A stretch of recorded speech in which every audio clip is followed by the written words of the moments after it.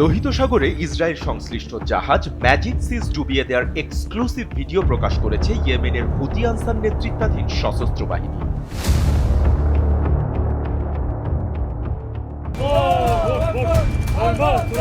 গত মঙ্গলবার এই ভিডিও প্রকাশের আগে ইয়েমেনি বাহিনী জানিয়েছিল ইসরায়েলি বন্দরের জাহাজ প্রবেশের উপর তারা যে নিষেধাজ্ঞা আরোপ করেছেন তা জাহাজের মালিক প্রতিষ্ঠান লঙ্ঘন করায় এতে হামলা চালানো হয়।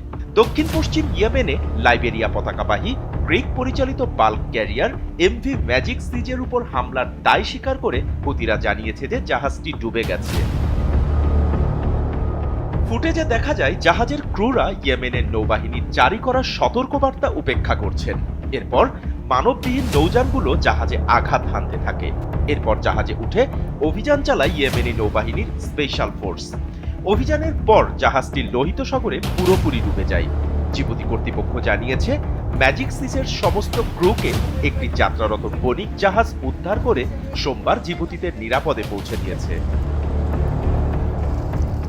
বুধবার উদ্ধারকারীরা লোহিত সাগর থেকে 7 জন ক্রু সদস্যকে জীবিত উদ্ধার করেছে এবং সন্দেহভাজন হুতি হামলাকারীদের হাতে 2 দিনের মধ্যে ডুবে যাওয়া দুটি মালবাহী জাহাজের মধ্যে এখনো নিখোঁজ 14 জনকে খুঁজছে।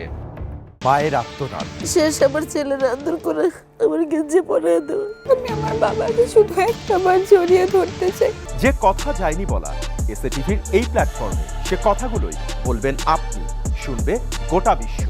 আর এই আয়োজন নিয়ে থাকবো আপনাদের সাথে। উদ্ধারকারীরা নিরাপত্তা সংস্থাগুলোর সূত্র জানিয়েছে সোমবার ও মঙ্গলবার হামলার পর বুধবার সকালে ডুবে যাওয়া ইন্টারনিটি সি কার্গো জাহাজের 25 জনের মধ্যে 4 জন নিহত হন এবং বাকি ক্রু জাহাজটি ছেড়ে চলে যান। উদ্ধারকৃত 7 জন নাবিক 24 ঘন্টারও বেশি সময় ধরে পানিতে কাটিয়েছেন বলে তারা জানিয়েছেন।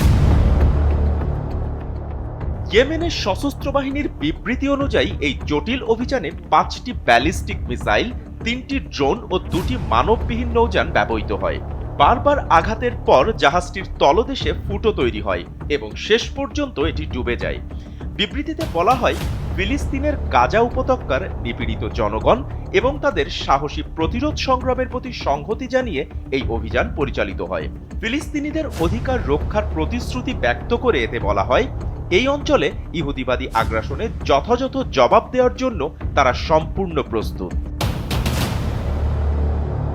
কয়েক মাস ধরে শান্তির পর এই সপ্তাহে ইরান সমর্থিত গোষ্ঠীর আক্রমণের দ্বিতীয় জাহাজ হল ইন্টারনিটি সি। এই হামলাগুলো ইরান জোটবদ্ধ যোদ্ধাদের একটি অভিযানকে পুনরুজ্জীবিত করে, যারা এই বছরের শুরুতে তাদের অভিযানে স্থবিরতার আগে নভেম্বর 2023 থেকে ডিসেম্বর 2024 পর্যন্ত ফিলিস্তিনিদের সাথে সংহতি প্রকাশের উদ্দেশ্যে 100টিরও বেশি জাহাজে আক্রমণ করেছিল। বাপ্পি খান, এসএ টিভি ডিজিটাল।